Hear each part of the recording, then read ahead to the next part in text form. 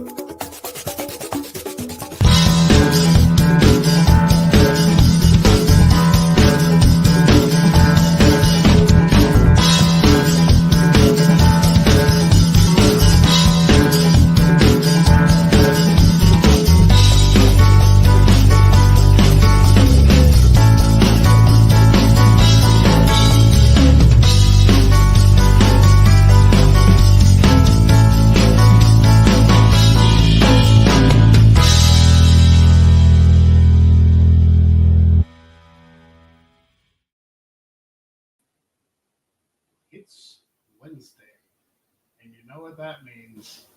It's time for the show that is more fun than a barrel of monkeys. I don't think that's how that goes. But it's the Greg Cherry Show, and you're muted.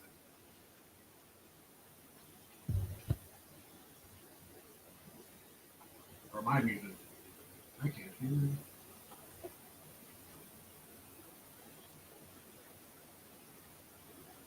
All right.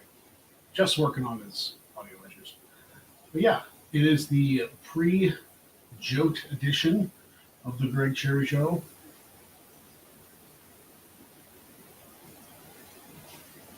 Still can't hear you, Jeff. Reading lips is fun, though.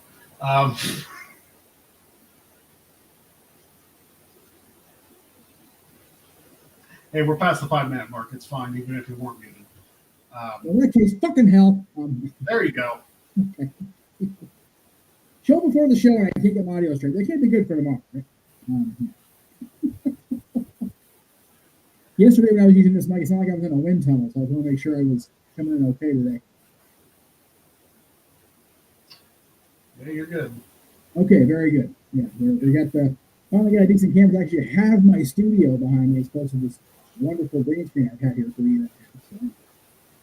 So, yeah, well, tomorrow is the day where I'm going to be down in Hollywood as it is with people, so it's going to be a long day, to say the very least. But I'm looking forward to it. I'm looking forward to the growth of the brand and the ties that Maven brings onto the Greg Cherry brand and the multiverse of media.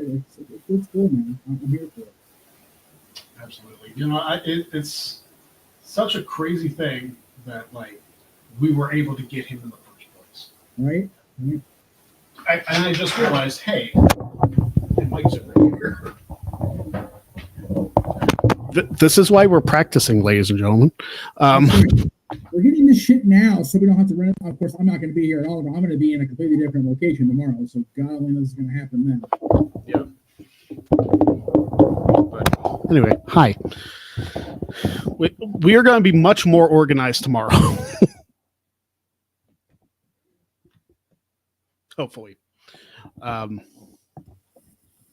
that's the plan. I'm taking a train and buses ass early to get down there and set up so I don't big shit come 7 o'clock tomorrow night. Yeah, we're gonna make sure everybody's audio is good before we go on the air, and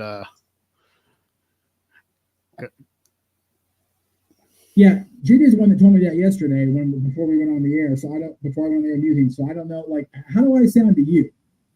I mean, it does kind of sound like you're in a tunnel, but Okay, I'm not trying to figure out why, because when I went to default internal mic yesterday, it worked, and now it's not.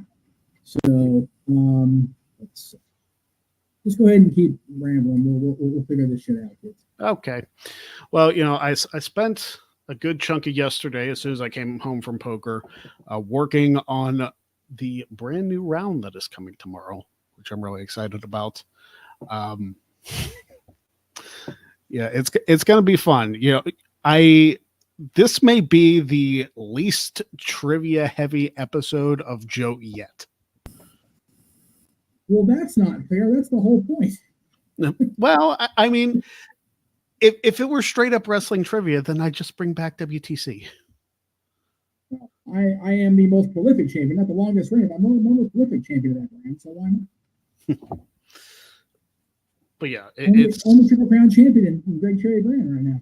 That's me. It's true. You've won the championship on all 3 shows. Look at the Draw, Jack of All Trades, and Wrestling Trivia Challenge. The only mucker brother that's done that too, by God. So.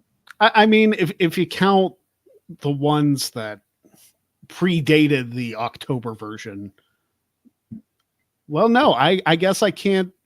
I've never played Jack of All Trades, so I can't claim that. You never even played Jack of All Trades, so yeah. By definition, you can't call yourself a Triple Crown champion yet.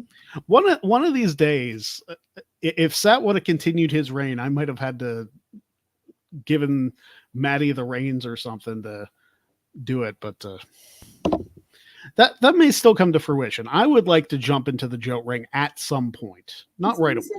No. Because Cass just became champion last time. Right. So, and he's going to lose tomorrow to me, so you might as well keep keep it on there. But it's going to be a good time. Actually, like I said, I'm looking forward to it.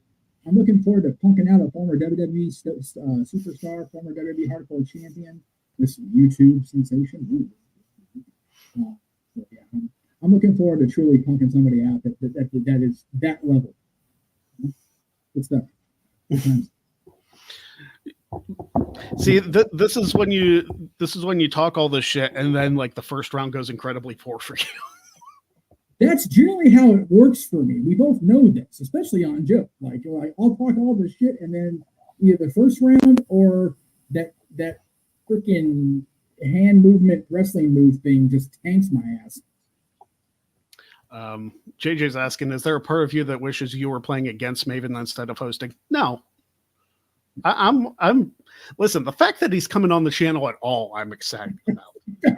He brought up a very interesting point to me yesterday, and I'm gonna put you on the spot here in front of everybody. What if he wins? Just he pulls off some miracle and beats Maddie and me and Chris, and he's got to continue on.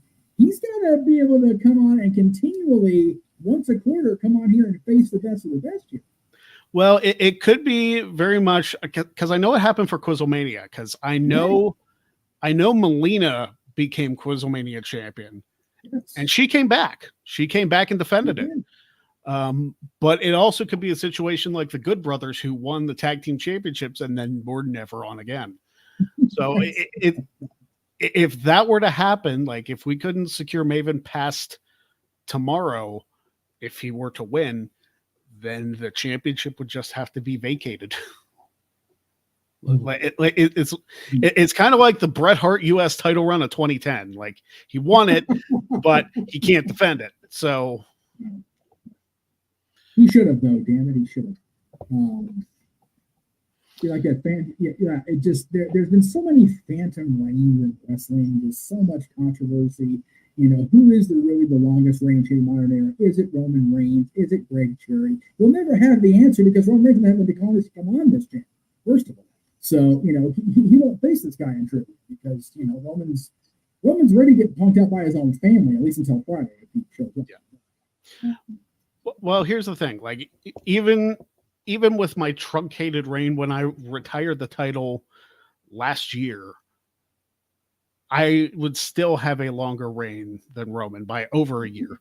That's right. You passed Hogan, which was the next goal everybody was talking about that Roman was going to surpass. It's like, dude, Listen, if we're still counting, I'm only a year and some change away from Bruno. Okay. So there you go. If we're still counting that. Yeah, Bruno, by God, San Martino, and Greg Cherry's going, yeah, anyway. Once again, another Pennsylvanian topples another one. See how that works? See how that works, folks? Well, I just want to solidify the top 2 positions for the city of Pittsburgh. That's all I want to do. Yeah, well, Lord knows Shane Douglas will love you for it. Because I'm pretty sure how long was Backlund's? 2,100? Backlund's at 21 and change. Let me check the stats. Since Mikey's not here, to do a bit of for me. That's not what I said.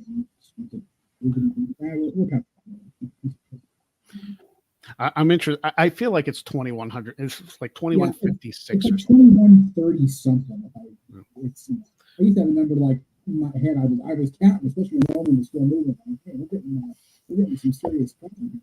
Well, I was serious. If Roman retained at 40, I'd bring the title out of retirement and start defending it again. So, not counting the shenanigans with the vacancies and holdups and whatnot, 2135. 2135. Okay, so I've already passed Backlund then. Okay, yeah. Bruno's 2 reigns.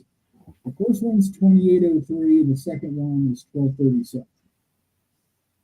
Yeah, the 2803 is the one I'm shooting for. Because I'm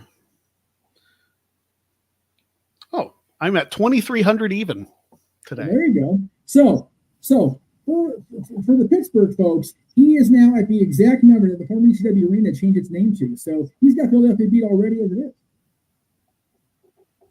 And, screw Philly anyway for taking away my birthday celebration because they had their WrestleMania. It happens. It happens. But yeah, a lot to talk about. A lot to talk about on this show. Forbidden Doors this coming weekend, and I don't know what it is. Like I'm getting, I know there's going to be great matches happening. Like I know that, but at the same time, it's not a completely story-driven show. And it kind of drives me nuts. Yeah, that's AEW very rarely misses on pay-per-view. They've not had a full-on miss yet, right? But it's always been about the quality of the matches, not the content of the story. And that's what a lot of people have a major bitch about it. Mm-hmm. Is the lack of story behind the story. It's like, okay, so great, we've got Zack Sabre Jr. in the ring against Orange Cassidy. Why do we care? Yeah. Sabre Jr. just now put a video up, I think it was yesterday, maybe even this morning before Dynamite. Like, okay, we're 3 days out or 4 days out, we're just now getting anything from Sabre Jr. Like, that's kind of. I mean, in defense of that, 2 of the builds to one of the greatest WrestleManias of all time had less than 2-week builds. Undertaker and Triple H started, I think, on not the SmackDown before, because that would have just been 2 days, but I think the prior SmackDown, that angle started with Triple H and The Undertaker. And then Angle and Benoit literally started on the Go Home Raw. Was that the same WrestleMania you're talking about, 2001 for Undertaker Triple H? Yeah, that was Mania 17. Yeah, well, I think it may have started before that, because I don't know when Triple H came out and cut that promo of I've beaten everybody. Undertaker went really down. It had a few weeks, because I remember Triple H attacking Undertaker backstage and like putting a chair over his foot, like sitting on it. I remember sending the bike outside. That was at least 2 SmackDowns. So it could have been that SmackDown and then the Go Home SmackDown. Yeah, I'm basing this more off of Taker's interview with Chris Van Vliet than actual shows. Which, for real, how about the exchange between those 2 guys? You had Chris on 6 Feet Under, and you had Undertaker on Chris's show. Mm-hmm. I love both of those. I was telling my dad the story Undertaker told about getting even with Percy for the cucumber break. Oh my God. And he finally told the story of why he hates cucumbers, which I thought was so cool. Because I was like, how do you get afraid of it? It's not that he's afraid, he just doesn't like them. He hates them. And you can get a very valid reason why. I'm not going to take away, Chris's views. Please go watch that. But yeah, the revenge that he lost on Percy was just next level. It's next level good stuff. And that's how they work with each other. But yeah, I applaud Chris. He's had a hell of a surge. Very much akin to Maven's. YouTube by the tip. Chris has been working his ass off for years and years. Him and Denise both to get where they are. So much applause to those two people. But yeah, the build for this Sunday has definitely been less than, which is why JJ and I decided to do this show on Friday, where we're going to book our own version of Forbidden. Mm-hmm. That's going to be at 5 Eastern, 2 Pacific on Friday, because it always feels like the matches almost always delivered, but it's like, why do I want to watch this? Where's the story behind it? And it's like, you know what? We needed a dad show anyway. We're always talking about fantasy booking and greatest this, whatever. There are so many talents out there, not just in AEW and in Japan, but across the wrestling world. It's like, you know what? This could be a hell of a show if they really wanted to roll that Forbidden Door opportunities. And maybe the stories just aren't as good for Forbidden Door because it's so soon after Double or Nothing. And then you almost have to shoehorn some other company's talent onto your programming. And a lot of times, like, unless you're like really deep into the lore of professional wrestling and a whole bunch of this stuff, you won't know these talents from New Japan. You won't know these talents from CMLL or AAA or whatever the case may be. And it's very hard in 4 weeks' time to build that kind of a show. And when you have, don't get me wrong, I will never complain about seeing Mercedes Moné on my TV. Yeah. But when she has matches on Dynamite against these random CMLL talent who are very talented, I'm not taking away anything from their abilities, because that match on Dynamite was fantastic. But like we get no reason. It's just, it feels like a match to do a match, and then like Stephanie wasn't there after to like confront or like cut a promo or anything like that. Yeah. The main event, which, the first Forbidden Door was AEW versus New Japan. This one is a AEW World Champion versus another champion in AEW. Okay. Why is it forbidden? Because Ospreay just happened in New Japan the last however many years? Like, I completely agree with and back up the complaint.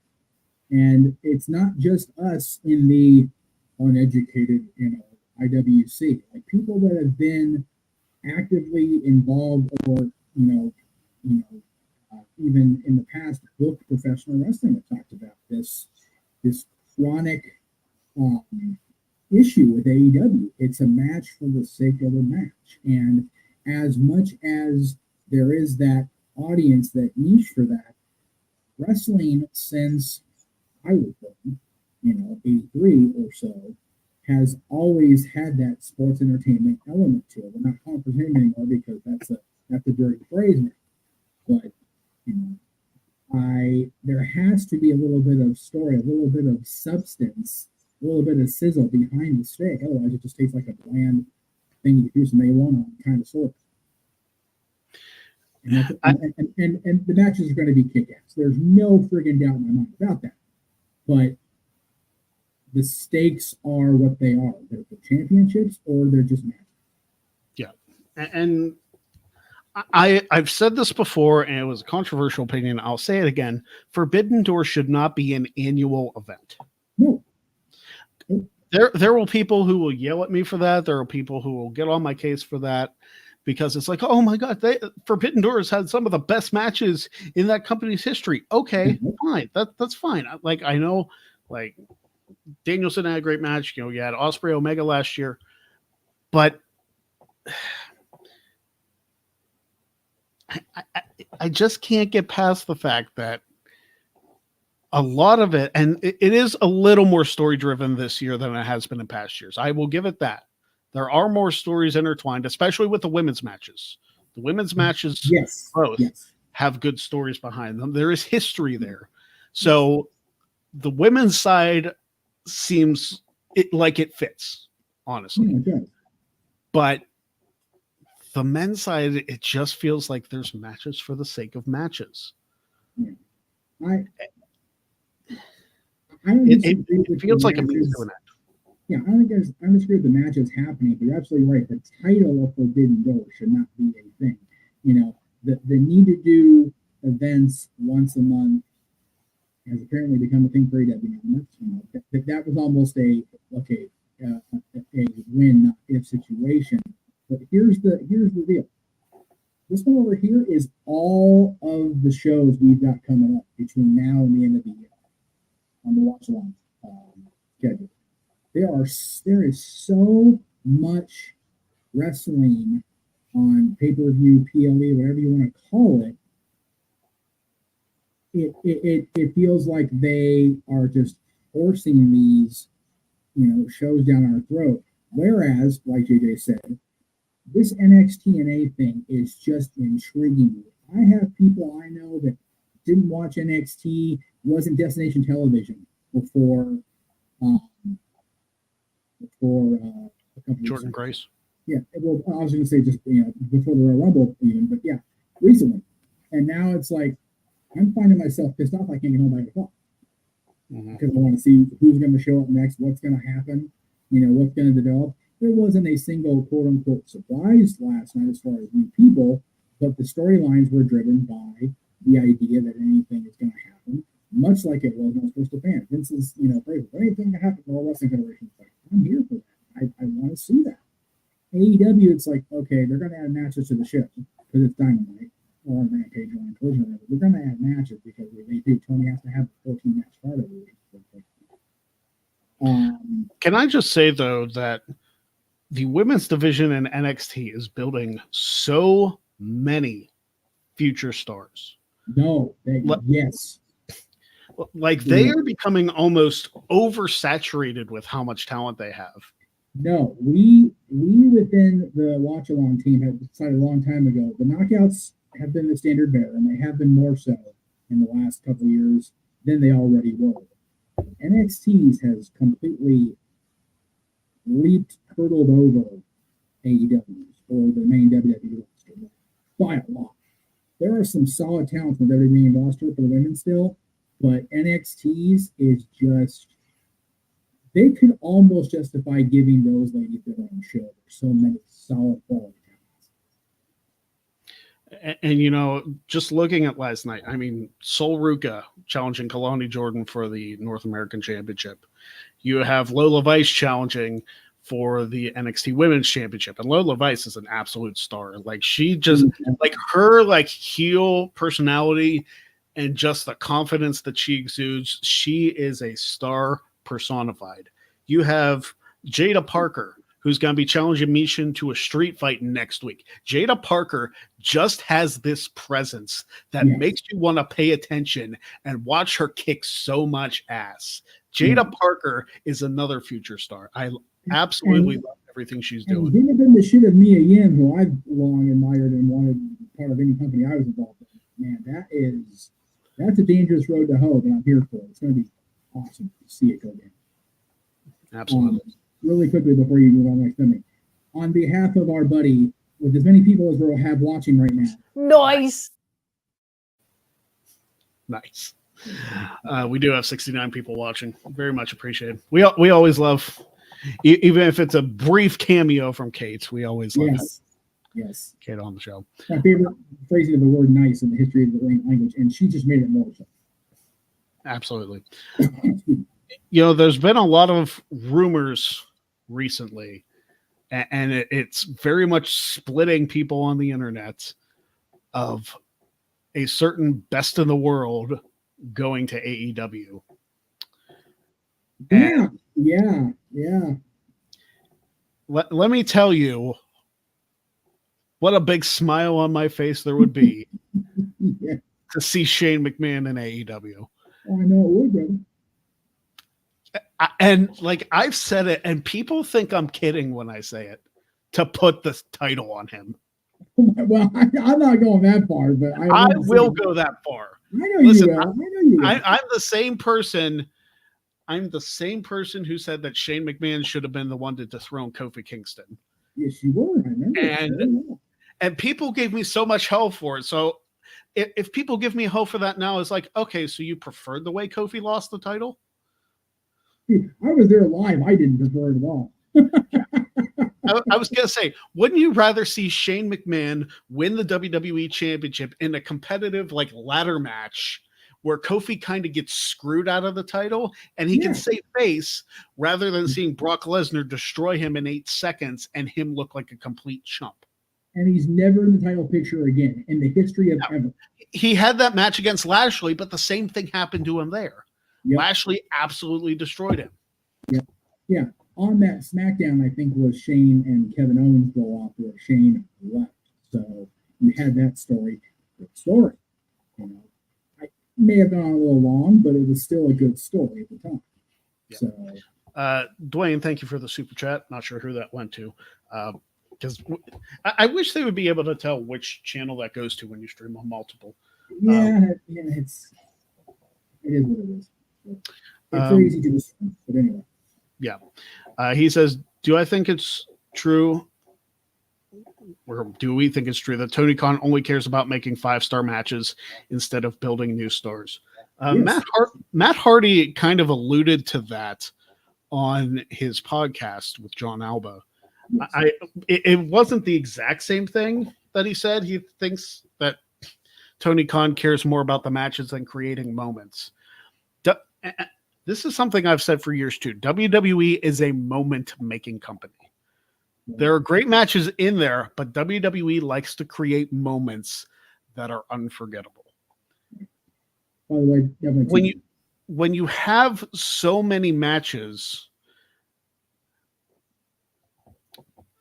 then when you have so many great matches, but you don't have a ton of story behind it, you don't create as many moments. Like you can talk about like Adam Page drinking friggin' Swerve Strickland's blood during that match. Yeah. But like how many like AEW moments other than what have happened in matches can you remember? Yeah, the moments are fewer and farther between than the matches that ping the NorCal scale. And again, that's not me shitting on it. That's me just acknowledging that I don't agree with that philosophy. I think you need to have a good, solid mix of the two elements. And it feels like AEW doesn't have that. You know, he himself, Tony Khan, said, I book for the sickos like me. It's like, Tony, if you're booking for wrestling fans, we're not doing that job, because not all wrestling fans want to sit there through the 5-star classics. We need that story up too. Yeah, and there have been some decent storylines, like the CM Punk MJF feud. Probably one of their best story-driven feuds that they've had in AEW. MJF is good for that, though. Like, yes. MJF is good for bringing the story to wrestling. He's, for being as young as he is a ridiculously smart son of a bitch. Max's ability to tell stories at, like you said, such a young age, and okay, I'm gonna put this up there. We are working on my audio. For those of you coming in late, we don't know why it's happening. We have no idea. So please stop asking. Yeah, we'll figure it out by tomorrow. It's fine. Well, like I said, I'm not even going to be in the studio now. I'm going to be down in Hollywood at the building room tomorrow before I go see my buddies, which I'll plug in. But yeah, as far as the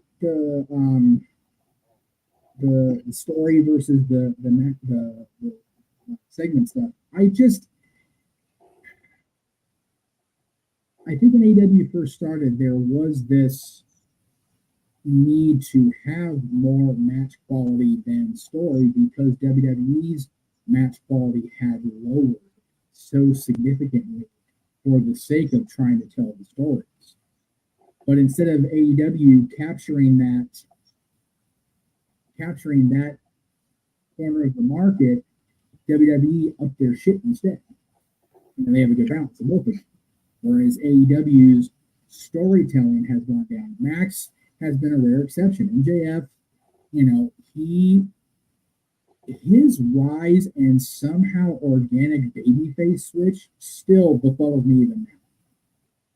Like, I'm happy with it because he's a buddy, and and he was a fan of ours before he actually got into wrestling.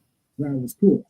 But at the end of the day, for an old school fan, MJF's big.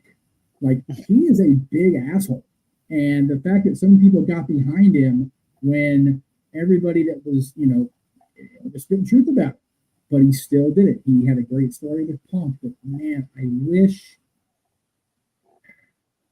everybody could have worked together and played this. I really do. Because, like, Punk's story had been able to play out with the EVPs and the Elite, or whatever you want to call them, would have been, I think, could have been really good. Mm-hmm. But I think they're almost hesitant to really lean hard into another story-driven situation because of that. I feel like that's a few and far between situation, though. I can't imagine everybody is going to be as disgruntled as CM Punk was. And do the Reseda boys have a little bit of a reputation of being childish? Yeah. Mm-hmm. First-hand experience.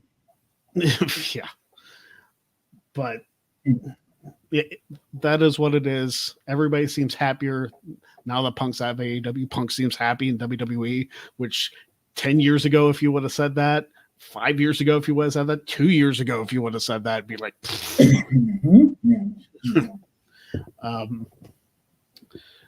but yeah. And the Young Bucks seem happy doing their new gimmick, and as they have been in recent months. But I do have to say, Kazuchika Okada is a gold mine. He's definitely grown on me. When they first did it, it was like, oh no, they ruined Okada. It's like, no, he'll be all right. Just gotta be patient. As the kids say, just gotta let it cook. I don't know what it is, but Okada just cracks me up. Like, I know, like, he's obviously incredibly talented in the ring, but like, just the story arc that he's doing right now, being a sarcastic jag, just appeals to me because I am a sarcastic jag myself. I was gonna say 6 days out of the week you're a sarcastic jag. This is one day you tell people not to be a jag, but the rest of the time it's like, oh, I can still be sarcastic. You should see me at work. I see it here. That's it's way worse than here.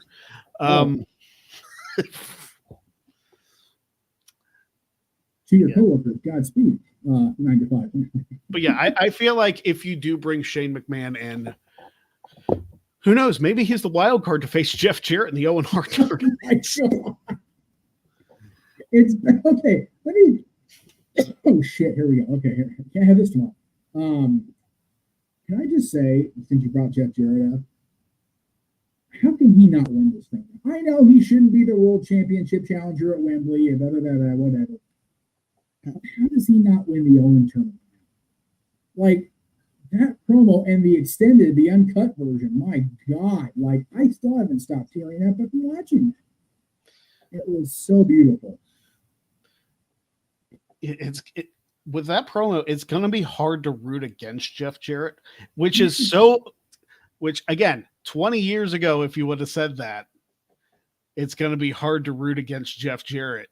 You probably would have been like strung up by your nuts, especially a year ago. When you came to AEW, you say that you're going to get strung up by your nuts because he and then Lethal, and God, you say it 2 years ago when they're going against Flair. God, we were calling for his head on this show.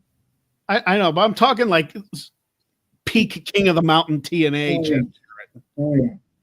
Well, I think he's almost worse now because he's got that same full of his own shit bravado, and it's like, dude, you're at least 10 years at your prime. STFU, but he's not. That's the thing. The character believes it. Jeff is in better shape now than he was, and you got to remember, there's also that he was, going down that path of alcoholism and just physical shape. He's in better shape now than he was when he was NWA champion, which is weird. Which is ridiculous. The guy is on a whole other plane now, and now I can't unsee Shane McMahon coming out there to be the walk-off. Does WWE own the Naughty by Nature track, or is that like okay? I'm pretty sure they do. It sucks, but that sucks because that's a theme song that's been associated with Shane for 21 years. Isn't that crazy? When you think about it, he no longer than that because he debuted that. Yeah, 23. He that during the invasion, so yeah, 23. That's crazy to me that he had that.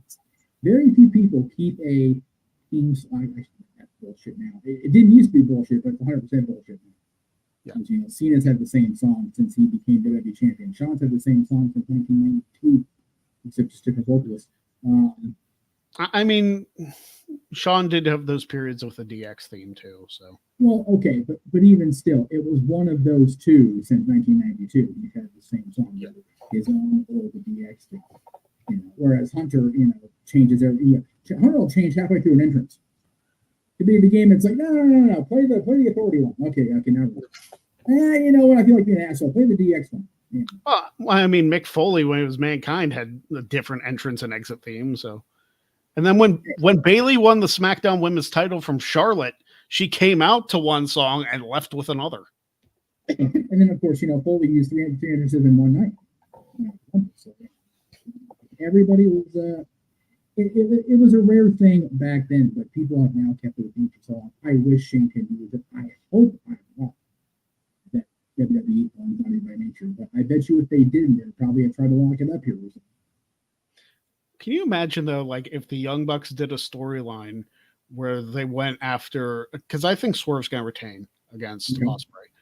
If they went after Swerve, sent Shane after him, cost Swerve the title, and then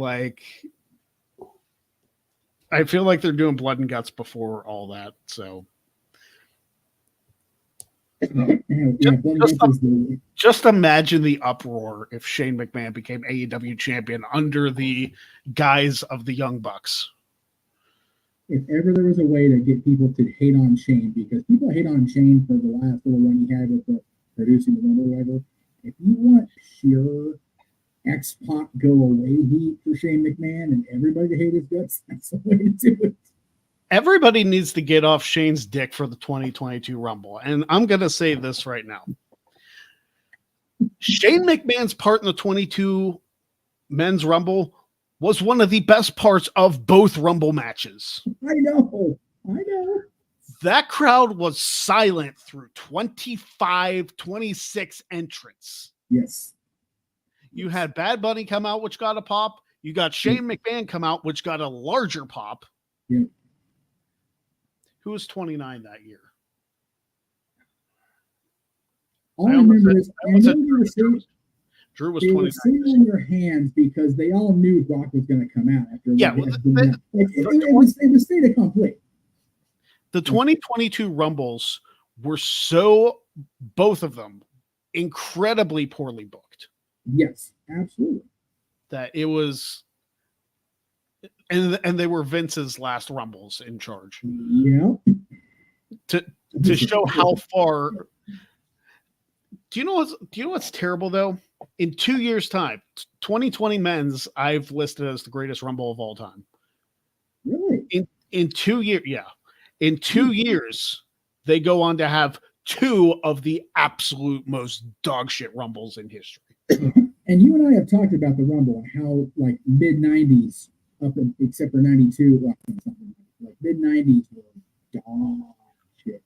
Except for 97. Yeah. Even that's more true, but 93.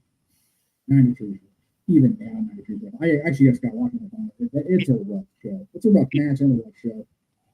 If there is one era that has done the Rumbles better than any other, it's the Ruthless Aggression era. Oh, yeah. 03 to 08. Yeah. Those are 6 damn good Rumbles. Especially after they revealed the loophole was in play with being able to switch. Because then you didn't know. Like, even if a SmackDown guy won, it's like, ooh, what's going to happen? You know, and it made the Batista storyline so much. Again, the matches with Batista and Cena at WrestleMania that year were what they were, but the story of where Batista was going to go completed that end of Evolution, which is great. Yeah. You know, 04, again, we got to reveal with them. 03 with Brock winning was great, but it was almost like it had to happen because of the way he'd been jumping. Like, you almost expected that. 07 was 06 was Ray. That was cute. That was a cool moment for him. Wasn't the main event though, because they had to, you know, Undertaker had to, you know, supernatural the ring down. 07 was great, especially the finish with Shawn and Taker. And then 08, god damn, the Garden. Again, the Garden doing Garden thing. Seeing it return, just, you know, that place is still rattling with him coming out. It's so everybody who gets on Shane McMahon's case for the 2022 Rumble, piss off. No, I agree with that personally. I'm just saying, people have been a mixed bag about Shane pretty much since, like, with the exception of you and a few others, since the Best in the World story started. It's kind of a mixed bag about Shane. You want to get universal F you go away heat on him, put him with the Bucks and make him the champion because that was that. I feel like if done right, they could tell a good story with Shane McMahon as AEW champion, and then bring up somebody. Like, I'm not saying Swerve's reign should end like anytime soon, because Swerve obviously deserves to be champion. What I'm saying is maybe like All Out, like right after Wembley, like right after Swerve like successfully defends the title. Send him to All Out in Chicago against Shane. Have the Bucks and Okada cause all their shenanigans, and then have like Jack Perry come in at the end to do the final nail in the coffin. And just with like a shit-eating grin on your face, have Shane McMahon as your AEW champion. You want to cause more controversy than Brawl In and firing Punk right before All Out in Chicago. Make Shane McMahon your champion. See, my only thing with that is they have to let the city know, because the Chicago fires would be really not. Like, they would burn the city to the ground. Yeah. It would be bad. Josh, I've been reading your story about your travel woes. Do not be sorry for being late. Holy God, have you had a day and a half? Whatever, it's been a couple of days now. That shit's crazy. I'm gonna try some real quick break. Give me 1 second. And it's just me. Hi. Really exciting stuff. If Shane McMahon does show up in AEW, it's gonna be a good time, at least for me.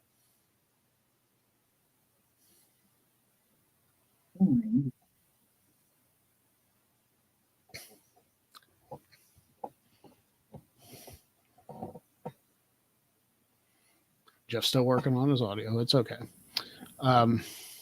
It did not. I figured restarting the camera and starting it back up will let me use the internal as a thing. For some reason, the internal is not working. No, it's okay. We'll figure it out.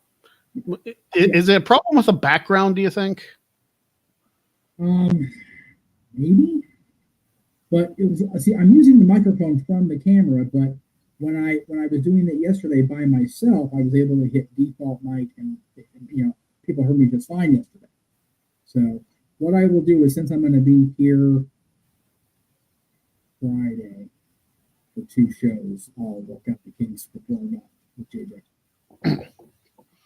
Because tomorrow I'm going to be out of the studio, so I'll be on location. So I'm probably just going to bring the tripod and the phone and just get the earbuds. Yeah, we'll figure it out. We'll bring in like half an hour before Joe or something. figure it out.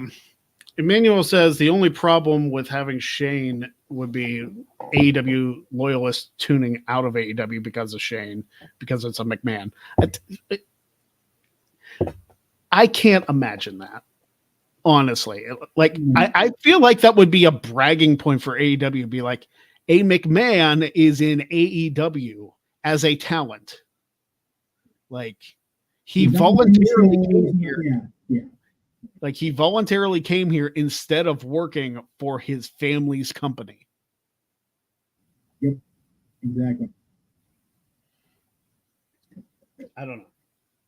Like, I of course would like to see it because I've been a diehard. I feel like Shane O'Mac apologist is a thing that could be said for me. I prefer the term Shane O'Mark, but that's just me. Greg has been the most unapologetic about his fandom of Shane McMahon, even more than I'm unapologetic about being a Hulkamaniac. For real, people hate on me for that. Like, okay, sorry, I'm not sorry, but I'll say it just to shut you up. Because, well, as we know from Josh, Hogan didn't do shit in business anyway, so I don't have to apologize for it.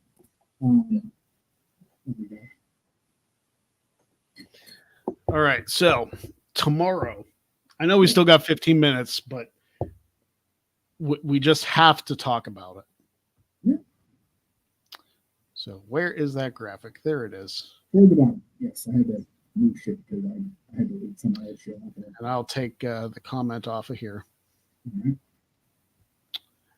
Tomorrow, the biggest episode of Jack of All Trades. I'm not even going to say in quite some time. It is literally the biggest episode of Jack of All Trades that we've ever done. Yep. It's three champions in Gristcast, the current one, and two former ones in Jeff and Maddie, as well as the biggest guest that this channel has ever had. YouTube sensation, former WWE Hardcore champion, first ever male winner of WWE Tough Enough, Maven Huffman. I'm so excited about this. It is absolutely insane that it is less than 24 hours from being a reality. Crazy, right? That he's going to be on this show. It's mind-blowing to me. No, it is. It's one of those, back in the day when I was, doing interviews with Aaron and Ryan stuff for a while, it's like the interviews and the names would happen. It was awesome. And, it always was a pleasure to interact with the people that have been involved in the business for a while, and the people that I watch on TV, the people that grew up watching interviews. This is something different. It's one of those. He's a YouTube personality now more than he is a former WWE whatever. So he's a contemporary, which I think is super cool. That we're having, another one of us guys that are trying to make a go of it doing the YouTube thing, and he's willing to come on here. Yeah, it's a gig, but he's looking forward to it. I think that's super cool. Yeah, and the fact that his agent told me how excited he was to be a part of it, it just, you never really think about the content that you're putting out there unless, and we don't necessarily do this for the validation. We don't do it for the money, obviously. But the fact that we get to produce something and somebody who has been in that spotlight, somebody who has moments that will last a lifetime in wrestling history, wants to be a part of something that we produce is just incredible. It really is. I've had the good fortune, people aware or whatever you want to call it, of my friendship, acquaintanceship with different people in the business, and it's neat. It's a cool thing to have somebody that's actually wanting to be part of making us a small part of their big deal. I think I'm trying to go for it. And it's just weird to me because I have another friend that's doing a stream tomorrow night. I'm going to be down here, and I found this out earlier, like I think last week. The Lawrence brothers, yes, whoa, those Lawrence brothers are going to be down at the Road Room with Nikki and Marie tomorrow. So as I'm honed in on, punking Maven out, I have 3 people I, grew up watching on television and, admire, and my 2 friends that I get to interact with. Tomorrow's going to be one of the better days I've had. And listen, I've said it before, and I'll say it again. If we got the Garcia twins on luck of the draw, that would be spectacular. There's a reason I didn't flat out cancel my ticket or cancel with Maven or not be on this show when I booked the thing with the girls because, I'm just grateful they're in California. I'm still going to Arizona to see them. Like it's hot enough here as it is. I'm not about to get out of the car in Arizona and literally have my feet fused to the pavement again, like I did last time. That was absurd. But yeah, tomorrow is a big deal for you, for the Greg Cherry brand, for everybody that associates with the multiverse of media. It's a cool thing. It's again. I kind of ha-ha'd at the name the multiverse when it first got introduced, but it's like that's what we do because we don't just talk about wrestling. We don't just talk about sports one day a week. We've got so many different things that we cover. We've got so many different things that the majority of us are interested in. That it's wonderful to branch out and get different people from different walks of life and different genres of sport and entertainment to either be on one of our shows or to possibly be on one of our shows if conversations go where they should go. So just a very cool, exciting opportunity that's gonna, come out tomorrow on both sides of the game. Yeah, it's definitely gonna be a crazy experience. I'm really hoping that the comment section is just so out of control that we can't control it. Right. Yeah. That is the one thing I was grateful that I was being asked if somebody could do an alternate because it's like I'm going to be fighting to push the comment button because you always tell us stay out of the comments when we're contestants because then people are going to inevitably throw an answer out there that we're not supposed to see. So I always make my screen full and I can't do that tomorrow because of the nature of what I'm going to be doing. Yeah. Yeah, it's going to be a challenge to not have my producer have me. Well, the thing is, if everybody makes their screens full except me, because obviously I can see the answers because I'm making the questions. Yeah. But yeah, it's going to be a blast to see everybody involved in this. I'm real excited for you guys to see all the rounds that I have planned, all 4 rounds. Scared for my wife, to be honest with you. You're gonna play this for joke normally. I'm already frightened as it is, but now you got this new one.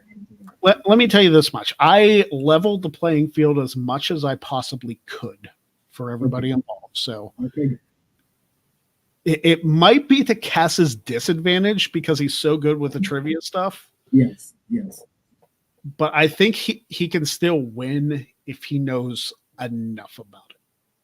And the thing is, that last round can make or break you, no matter how many other rounds there are, or what kind of rounds there are. So that 20 questions it could be more of a determinator than ever.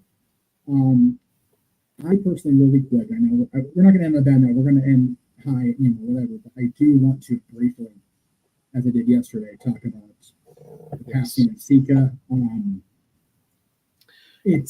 It's never easy when somebody you grew up with or you grew up watching that would pass away. The rise and the success of the bloodline and Roman Reigns in particular has been so much a prominent part of our existence in professional wrestling the last 4 years that we often forget that these guys are still people and they lost his father yesterday. So I just wanted to acknowledge the Roman Reigns and the family of the Anawahis, and hope that if the plan was to have him be who can stop Solo's ascent, Roman Reigns, I hope that the show can go on, because I've found, and I know a lot of wrestler friends have found, that it's cathartic to get out there in front of the people and do your thing. At the end of the day, it is still a family. The Anawahis are still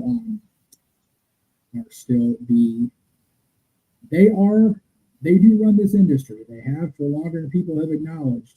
But much love and respect to the family of Sika, the Anawahis, and the entire bloodline. May his journey be free of incident going forward. You know, it's hard to believe when you look at that entire Anawahi tree, and the Anawahis, the Fatus, and just everybody associated. We don't sit down and realize how much that family has been a part of our lives. No, for real. Like we almost take it for granted, because while not all of them like reached Rock or Roman Reigns level booking in the card, they were still just as big a part of the show, and just as memorable, and just as important to the wrestling business.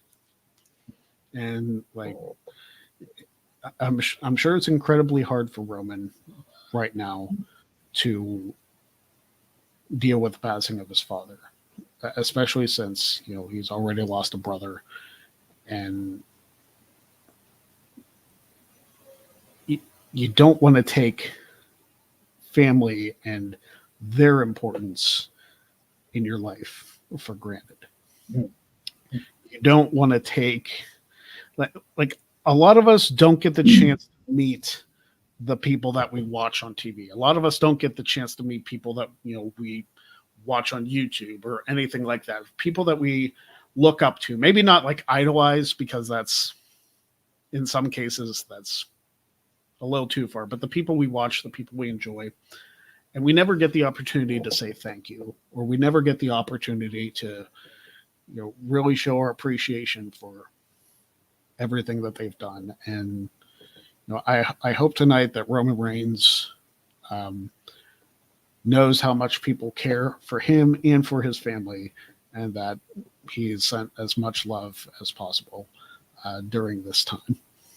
If he's in the Garden Friday,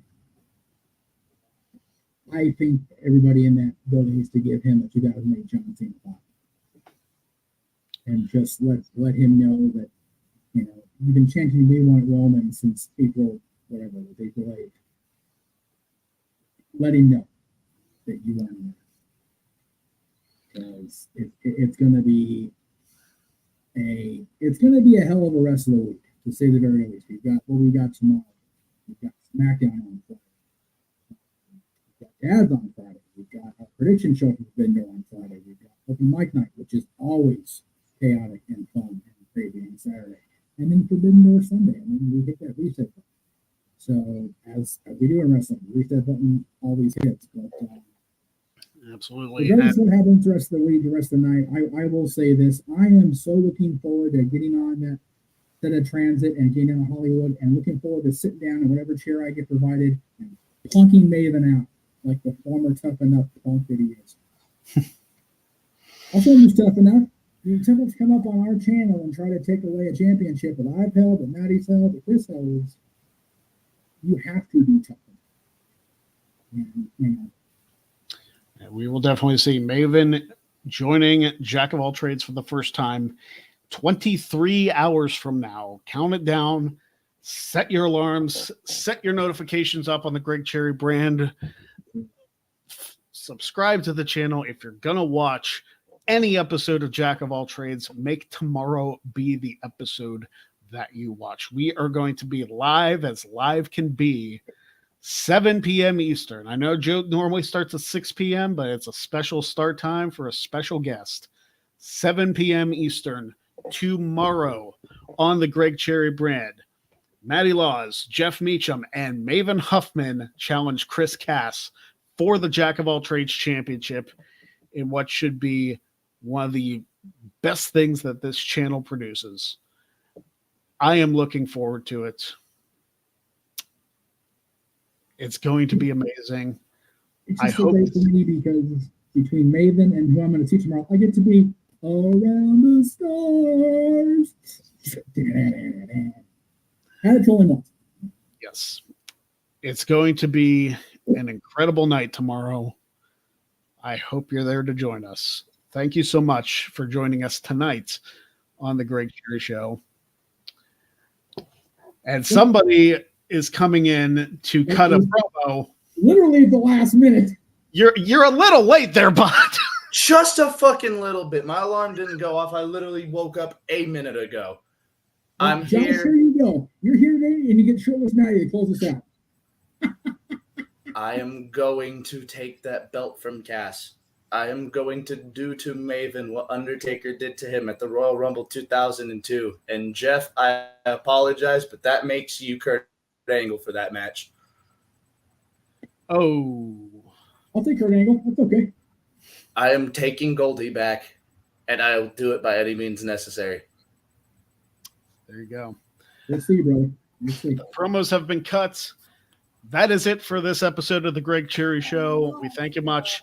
Join us tomorrow for the biggest episode of Jack of All Trades that we've ever done. 7 p.m. Eastern Time. Maddie will be there, or I'm going to throw something at him from here in Colorado. I will be there on time, and that is a promise. Just set the right alarm tone.